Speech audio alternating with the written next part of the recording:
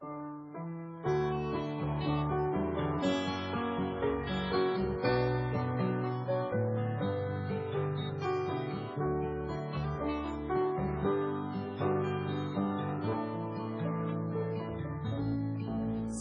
mon peuple, sur qui est invoqué mon nom, s'humilie et me cherche.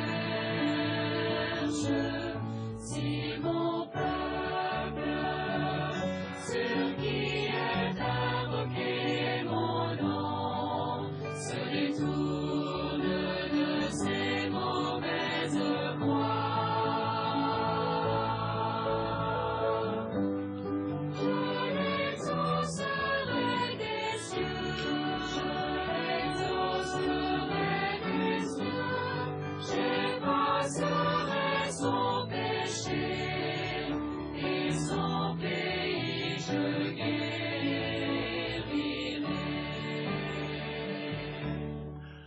Auditeurs, auditrices, bienvenue chez vous. Bonjour chez vous, je veux dire bonjour chez vous. Bienvenue dans notre monde de la spiritualité. Aujourd'hui, je vais aborder le sujet d'un faux chrétien. Et j'ai pris pour texte de référence Job, chapitre 8, et les versets 11 à 13. Le jonc croît-il sans marais? Est-ce que le roseau croît sans humidité? Et encore vert sans qu'on le coupe, il sèche plus vite que toutes les herbes. Ainsi arrive-t-il à tous ceux qui oublient Dieu, et l'espérance de l'impie périra, et son assurance sera brisée. Et en Matthieu chapitre 11, verset 7, et c'est Jésus qui rajoute, « Qu'est-ce que vous êtes allé voir dans le désert? » En parlant de Jean-Baptiste, « Est-ce que vous vous attendiez à voir un homme revêtu d'habits somptueux? » Pas du tout, parce que ceux-ci sont dans les maisons des rois. Un prophète, lui, il est rejeté, il est méprisé, même dans sa propre patrie.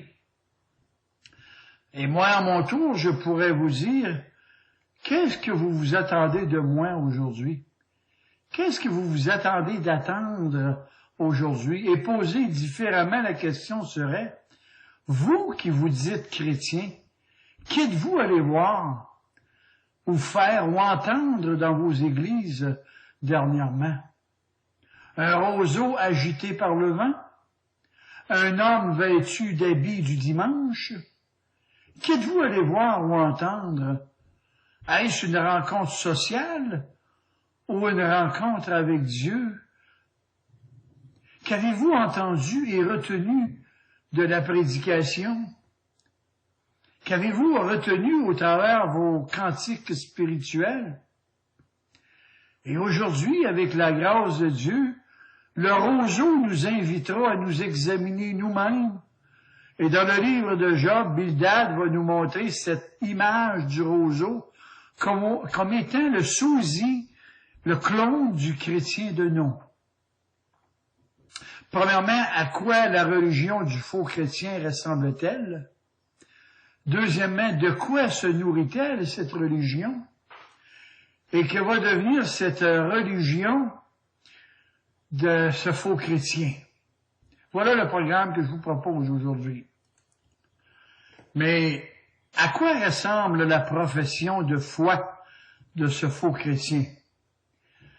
Et dans mon texte, elle est comparée à un jonc qui sort des marais, à un roseau qui fleurit dans les mares d'eau, et cette comparaison comporte plusieurs points communs. L'on peut dire que la religion du faux chrétien peut être comparée à un roseau par la rapidité avec laquelle il se développe.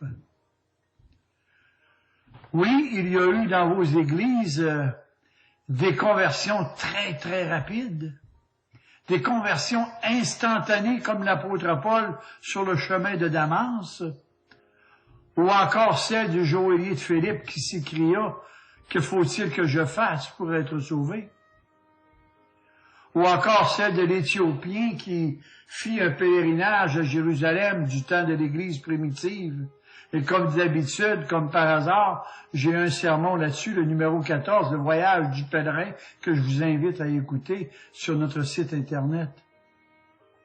Hélas, il faut le dire, le développement intérieur des chrétiens en général n'est pas aussi rapide de ceux que je viens de vous mentionner. Et souvent, au jour de dépression spirituelle profonde, leurs joies refroidissent. Aussi, lors de tentations ou épreuves, leurs vies spirituelles sont, pour ainsi dire, mises en échec et ils connaissent la douleur intérieure que l'on appelle la déception de l'illusion. Remarquez qu'une fois que ce soi-disant chrétien a fait profession de foi, qu'il s'est converti, comme il dit, et selon lui, il a accepté Jésus dans son cœur lorsqu'il s'est avancé en avant lors d'un appel de consécration d'un évangéliste, et ainsi ce nouveau converti vous témoigne tout en pleurant, s'il vous plaît. Tous les gens qui ne connaissaient pas l'accueillent chaleureusement dans leur groupement en lui disant que tous ses problèmes sont réglés, tous ses problèmes sont désormais terminés. Et la persévérance n'est pas dans leur vocabulaire, en fait, elle n'a jamais existé. Une fois convaincu d'être converti au dire des autres membres de la communauté dite chrétienne, que lui-même est convaincu de sa propre nouvelle naissance. Le chemin du calvaire lui est proposé, concevable et très, très facile. Et je vous propose le message de justification sur mon site, le numéro 40. Le chemin de ce faux chrétien est pavé de bonnes intentions. Ce chrétien de nom ne connaît pas les soupirs des autres sur leur corruption intérieure. Et lorsque les véritables chrétiens lui parlent de leur lutte contre le péché et leur vieille nature qui s'avanongeait à leur baptême, il en est étonné. Et pour faire comme les autres, lorsqu'il se réunit dans l'Église, il va montrer qu'il peut louer le Seigneur. Et chers amis, n'oubliez jamais que Judas s'est très, très bien dissimulé pendant 3 ans auprès des autres apôtres. Jésus de nous dire, l'évangile de Jean 6,65 nous dit, car Jésus savait dès le commencement qui étaient ceux qui ne croyaient pas et qui était celui qui le livrerait. Le faux chrétien aime recevoir de la gratitude, se sentir accepté, entouré même, aimé de ses nouveaux frères et sœurs.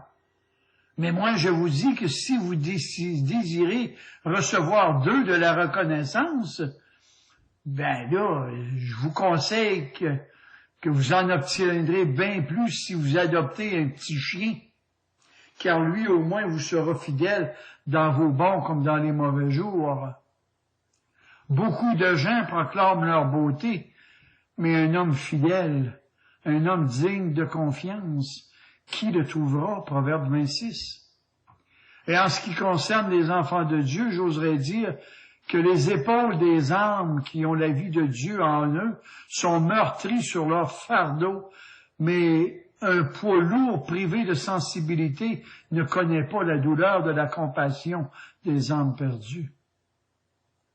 Et juste ça, pour un faux chrétien qui n'a pas en lui cette sympathie, c'est un très mauvais signe d'une véritable conversion.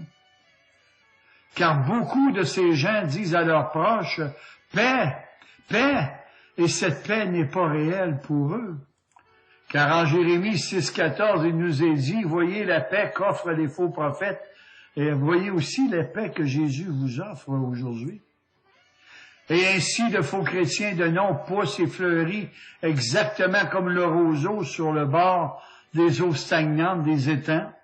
Sa conversion est comme la maison du pharisien qui est bâtie sur des sables mouvants. Il peut tenir ferme sans bouger jusqu'à ce qu'une inondation, les épreuves arrivent et voilà sa vraie nature qui ressort en lui. Et Jésus nous dit, mais quiconque entend ces paroles que je dis et ne les met pas en pratique, agira comme un insensé. À ce stade-ci, il vaut la peine de lire et de comprendre la parabole du semeur que Jésus nous a enseignée en Matthieu 13. Le jonc ou un roseau est une plante creuse, vide et molle. Une personne qui ne connaîtrait pas la nature du roseau croirait pouvoir s'en servir comme un bâton solide, et si elle s'appuie dessus, elle tomberait à coup sûr, ça c'est certain. Il est vrai que le roseau semble beau à nos yeux, mais il est sans force. Il en est aussi de même pour le faux chrétien. Il peut avoir une apparence pieuse. Matthieu 6,5 nous dit, lorsque vous priez, ne soyez pas comme les hypocrites qui aiment à prier debout dans les synagogues et au coin des rues pour être vus des hommes. Vous savez, il peut même posséder une belle élocution, accompagnée d'un charisme séducteur pour les hommes. Pourtant, l'apôtre nous dit que personne ne vous séduise d'aucune manière, car il faut que l'apostasie soit arrivée avant. Et un jour, je vais vous revenir là-dessus, sur l'apostasie. Mais aujourd'hui, je vais m'en tenir aux faux chrétiens. Il n'a pas en lui la foi qui vient de Dieu, la foi venant de Dieu. Et cela ne vient pas directement de moi, là. C'est Jésus qui vous dit ça. En Marc 11, 22, Jésus prit la parole et dit, ayez la foi de Dieu, pas la foi des hommes. Éphésiens nous dit, car c'est par la grâce que vous êtes sauvés par le moyen de la foi. Et cela ne vient pas de vous, c'est un don de Dieu. En bref, le faux chrétien n'a jamais connu une véritable repentance, ni une union intime avec Jésus. En fait, je dirais qu'il n'a jamais lutté avec l'ange de Jacob contre le péché, en Genèse 32. Jamais il n'a soupiré ni pleuré devant Dieu pour être délivré de son esclavage de péché. Et à ce propos, justement, je vous invite à écouter le sermon numéro 5, la vraie repentance. Auditeurs, auditrices, si quelques-uns d'entre vous devraient être trouvés creux et vides comme ces roseaux des marais lorsque Dieu viendra juger le monde, qu'auriez-vous à dire pour vous justifier? Mes réflexions s'adressent aussi aux anciens membres d'une église locale chrétienne, les diacres vénérés, les prédicateurs éloquents non formés par la parole de Dieu qui pour la plupart du temps racontent des expériences personnelles et donnant aux brebis de Christ de la nourriture sans éléments nutritifs pour leurs âmes. Les résultats, une génération de chrétiens chétifs emportés à tout vent vers toutes sortes de doctrines non bibliques et marchant par la vue et non par la foi de Dieu. Notez aussi que le mot gratuit, la gratuité n'existe pas sur la terre. Ça n'existe plus et ça n'a jamais existé. La nature humaine a toujours quelque intérêt à quelque part. En contrepartie, seul Dieu peut donner gratuitement. Car sur terre, tout lui appartient. N'est-il pas logique de dire que tout ce que Dieu a créé lui appartient? C'est la logique même. D'ailleurs, le Seigneur dit à Job, « De qui suis-je le débiteur? Sous le ciel, tout m'appartient, dit le Seigneur. » Hélas, il faut le dire aussi, il vaut la peine que vous regardiez l'état pitoyable des églises et de la fin des temps, les églises de la fin des temps, dans l'Apocalypse de Jean. Jésus lui-même nous a dit, lorsque je reviendrai, trouverai-je encore de la foi sur la terre? C'est pathétique, ça. Et l'apôtre Paul, lui, encore plus pathétique, il dit, je sais qu'il s'induira parmi vous, après mon départ, des loups cruels qui n'épargneront pas le troupeau, et qu'il s'élèvera du milieu de vous des hommes, des faux chrétiens, qui vous enseigneront des choses pernicieuses pour entraîner les disciples auprès d'eux. Acte 20, 29. Auditeurs, auditrices, lorsque je relis mes textes, ça me donne froid dans le dos. Et souvent, j'ai vu dans ma vie des chrétiens de nom qui ont créé des divisions dans leurs églises locales. ou encore viennent se joindre à une autre église locale qui était bien fondée sur l'enseignement biblique, mais ces chrétiens de nom ont pris le contrôle de l'église locale. Le pasteur, découragé, est parti, et je ne vous raconterai pas ce qui est arrivé. Tout ça s'est produit régulièrement dans l'histoire de l'église de Jésus-Christ. D'ailleurs, lisez l'histoire de Jésus, ça nous dit toutes ces vérités, et de plus, il nous a prévenus. Il n'y a rien de nouveau sous le soleil. Je dis, moi, aux chrétiens de nom, pensez à votre position pharisianisme, au jour duquel l'édifice de votre religion humaine devra disparaître comme un nuage. Jude 12 et 13. Vos objectifs premiers étaient de remplir vos bancs d'église et non le ciel. Vous vous êtes ingéré dans l'œuvre du Saint-Esprit. Vous avez oublié de reconnaître que c'était l'Esprit de Dieu qui ajoutait chaque jour à son Église ceux qui étaient sauvés. Oui, le Saint-Esprit de Dieu ajoutait chaque jour à son Église ceux qui étaient sauvés. Et ça s'applique de nos jours aujourd'hui aussi. Ne vous ingérez jamais sur l'œuvre du Saint-Esprit. Vous proclamez la parole et les résultats de la proclamation de la parole n'est plus votre terrain. C'est le terrain du Seigneur. C'est son œuvre et non votre œuvre. De grâce, ne soyez pas comme un roseau spongieux et vide. Prenez garde de n'avoir que la forme extérieure de la religion et d'être intérieurement vide et creux comme un jonc. Voyons un peu les tendances du roseau.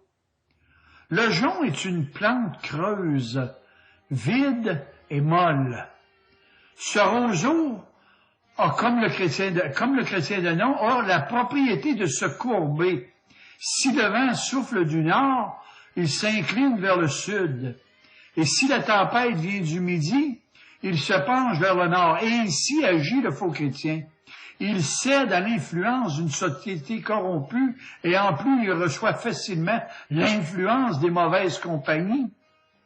L'apôtre de nous dire, ne vous conformez pas au siècle présent, mais soyez renouvelés par le renouvellement de l'intelligence, afin que vous discerniez quelle est la volonté de Dieu, de ce qui est bon, agréable et parfait. Toutes les croyances et opinions religieuses moyennant les circonstances. Voyez aussi, notez aussi que l'apôtre Pierre avait agi comme un roseau à Antioche.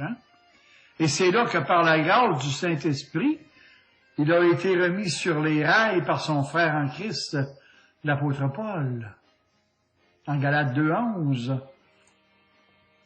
Un proverbe dit, « Dis-moi qui tu fréquentes, et je te dirai ce que tu es. » Le slogan du chrétien, « Un pour tous et tous pour un ». La vraie piété, c'est-à-dire celle qui sauve l'âme, n'est pas une simple écorce.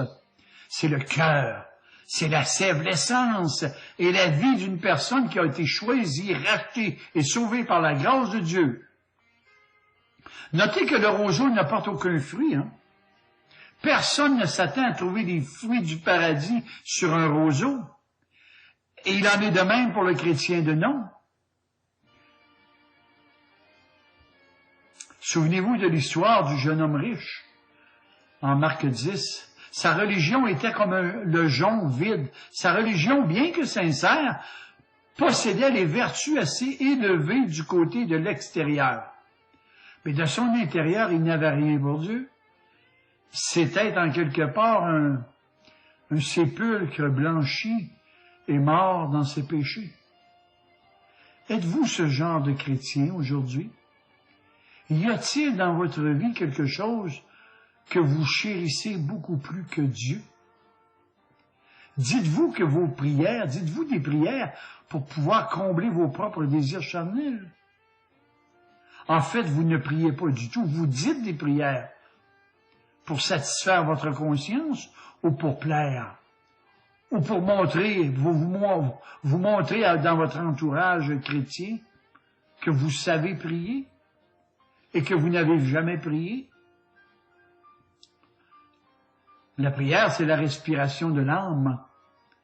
La vraie repentance veut dire, la vraie repentance engendre la sainteté.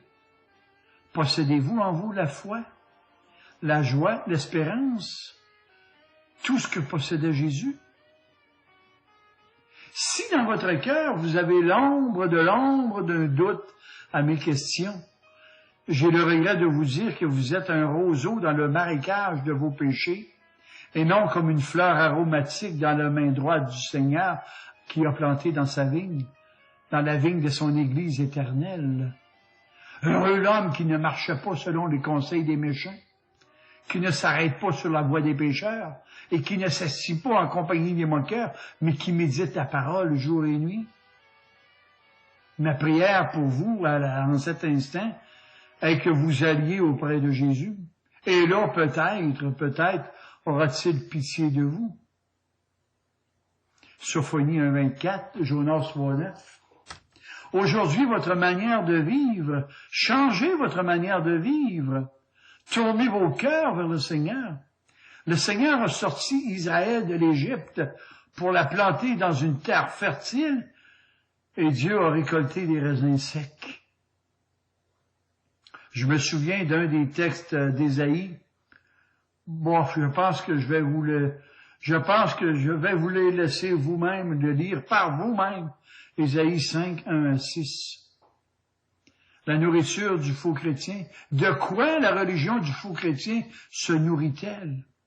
Est-ce que le roseau pousse et grandit sans marécage? Notez que le jonc dépend entièrement de la vase boueuse dans laquelle il est planté.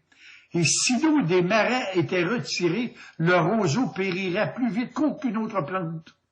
Et dans la langue hébraïque, le mot roseau ou jonc indique une plante qui boit toujours et qui vit en suçant l'humidité. C'est aussi le cas du faux chrétien. Il ne peut pas vivre sans quelque chose d'inférieur qui nourrit sa prétendue piété, et je m'explique là. Au début de sa soi-disant vie chrétienne, c'est d'abord l'excitation. Tout est nouveau. Des assemblées de réveil spirituel, des prédications enflammées, des réunions de prière qui le maintiennent vert. Mais si le pasteur ardent s'éloigne ou chute dans un péché, ce qui est possible évidemment, l'Église ne possède plus la même chaleur d'autrefois. Et pour lui, et là, voilà ce que devient le faux chrétien. C'est là que l'on voit que ce n'était que ces plantes de serre d'un temps. Et si vous les exposez à l'air pendant 1 ou 2 nuits froides de persécution, que deviendra-t-il? Auditeur, auditrice, ma Bible me dit qu'il faut que ces choses arrivent pour nous éprouver et même d'avoir des sectes au milieu de vous. 1 Corinthiens 11.9. Vous ne parviendrez jamais à connaître le cœur humain. Votre propre cœur, il est très mauvais. Il est très rusé, plus que vous. Et qui peut prétendre le connaître? De 2 choses sont infinies, 2 choses sont complètement infinies. L'univers et la bêtise humaine. Mais en ce qui concerne l'univers, je n'ai pas encore cette connaissance et je ne l'aurai jamais. Il n'y a que Dieu et vous seuls qui vous pouvez lire dans les replis de votre propre cœur. Et même encore là, vous camouflez tellement bien vos péchés au point tel que vous ne pouvez même pas faire confiance en votre propre cœur. Et vous savez que j'ai raison, ou plutôt que Dieu a raison, parce que Dieu soit reconnu comme vrai et tout homme menteur, Romains 3.4. Et l'esprit de l'homme essaiera toujours de se justifier en tout temps. Et si vous voulez admettre que vous êtes bon, vous devez admettre que vous êtes méchant. Et si votre instinct religieux a poussé aussi vite qu'un champignon dans votre cœur, il sera à peu de choses près aussi fragile qu'un roseau. Oui, je reconnais que beaucoup de pécheurs ont été convertis par le Seigneur pendant ces assemblées de réveil ou de prédication de l'Évangile, peu importe les endroits. Dieu veille sur sa parole qui est créatrice de vie. Et par contre, il y a l'autre côté de la médaille, c'est-à-dire une effigie de l'homme. Lorsque Jésus est arrivé auprès de Jésus avec une pièce d'argent, Est-ce qu'on doit payer à César? Et de Jésus de dire, rendez à César ce qui est à César et à Dieu ce qui est à Dieu sur la pièce de monnaie. Et si Jésus est votre roi, vous devez porter son image, sinon vous allez être de la fausse monnaie. Et pendant ces réunions d'évangélisation, il y a aussi ceux qui, dans le délire de l'excitation, ont rêvé qu'ils se sont repentis et imaginé qu'ils étaient acceptés comme des enfants de Dieu. Et j'ajouterais que leurs illusions peuvent durer toute une vie entière dans une église chrétienne. Ils ont été nourris pendant 40 années par de la nourriture spirituelle sèche dans le désert de leur cœur. Et en plus, ils n'ont jamais pu discerner la main et la bonté du Seigneur dans leur vie. Ils ont navigué toute leur vie dans la parole de Dieu sans jamais voir la splendeur, la beauté, l'éblouissance de l'Évangile. Leur cœur est rempli de leurs idoles terrestres enracinées dans le marécage d'une présomptueuse sécurité éternelle. Et je vous dis que ces gens n'auront jamais de paix, la paix que Dieu donne. En contrepartie du roseau, le palmier dans le désert, le palmier dans un désert, il demeure vert et en plus, il porte des fruits malgré la sécheresse que celui qui a des oreilles entende.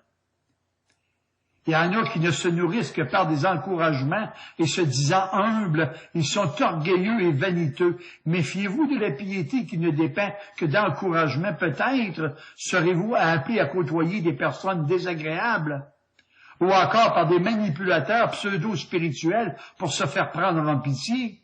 Et ceux-là vous grugeront beaucoup d'énergie spirituelle. Vous pourrez même être exposé à des paroles dures, à des sarcasmes amers et de cruelles moqueries. Mon conseil, cherchez la grâce de Dieu. Cherchez la grâce de Dieu qui vous permettra de les supporter. Priez le Seigneur pour qu'il vous donne une force indépendante du secours de l'homme. En fait, que ce soit le bras de votre Dieu qui vous soutienne.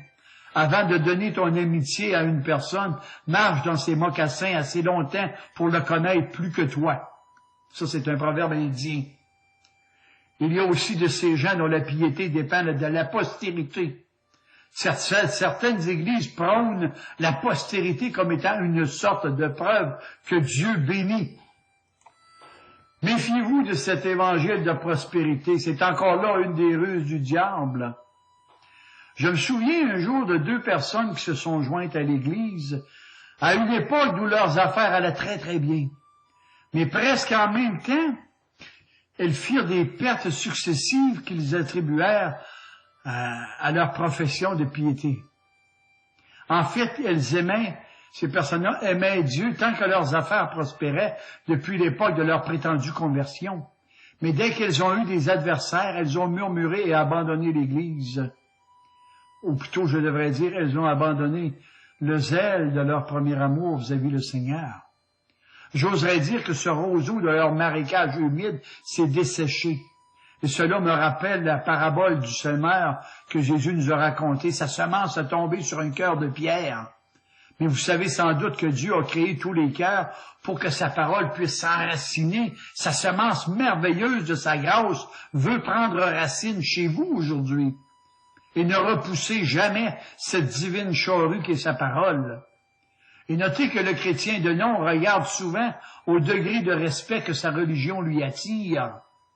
Beaucoup de gens suivent la religion lorsqu'elle est chaussée avec des souliers d'argent, mais ils abandonnent lorsque la religion va nu-pieds.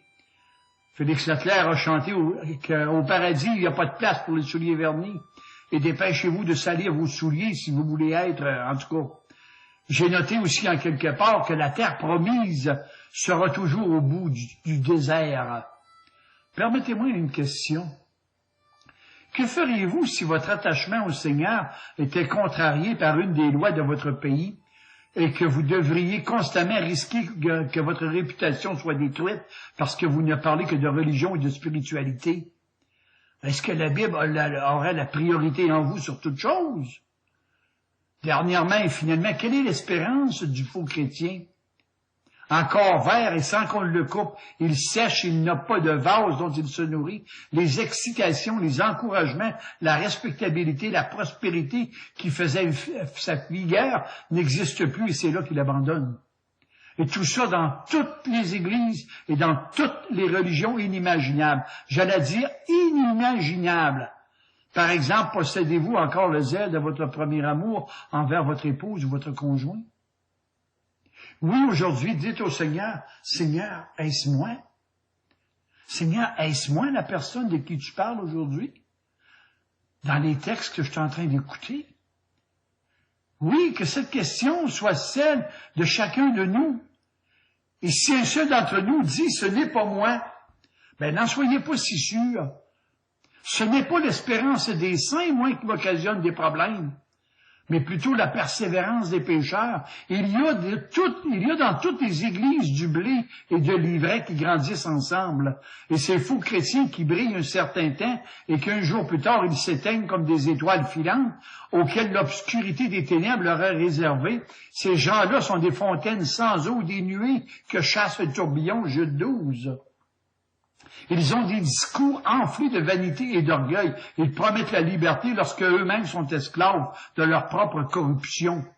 En effet, si après s'être retirés des souillures du monde par la connaissance du Seigneur, ils s'y engagent de nouveau et sont vaincus, leur dernière condition est pire que la première, car il valait mieux pour eux de n'avoir jamais connu le chemin de la justice que de se détourner après l'avoir connu. Et j'oserais dire aujourd'hui qu'il y a deux connaissances dans ce monde. Premièrement, la connaissance qui enfle l'orgueil, et deuxièmement, la connaissance qui sauve. Mais cette dernière ne peut provenir que du Seigneur exclusivement. Ces roseaux enracinés sont des aveugles. En fait, c'est Jésus qui nous dit. Or, la vie éternelle, c'est qu'ils te connaissent, toi, le seul vrai Dieu, celui que tu as envoyé, Jésus-Christ. Notez qu'il vaut mieux ne faire aucune profession de foi que de ne pas pouvoir persévérer. Mieux que ça, c'est pire. Il existe même des prédicateurs qui n'ont jamais eu dans leur cœur la vérité qu'ils prêchent pour leurs membres d'église locale. Ces gens-là n'ont jamais regardé à Christ pour leur propre salut. Ils ont prêché l'Évangile exactement comme les pharisiens. Ces gens-là n'ont jamais aimé. Toute leur piété n'était qu'une façade d'un roseau desséché, et toute leur piété était centrée sur les idoles de leur propre cœur. Mensonge par-dessus mensonge, vanité par-dessus vanité, et orgueil par-dessus orgueil. En terminant, bien que le roseau puisse rester vert dans son marécage, tôt ou tard, il tombera sous la faucille de la majesté divine. Ah, moi, bien-aimé, je sais que la mort sera pour la plupart d'entre vous, enfin, je l'espère, un grand jour de joie comme Moïse.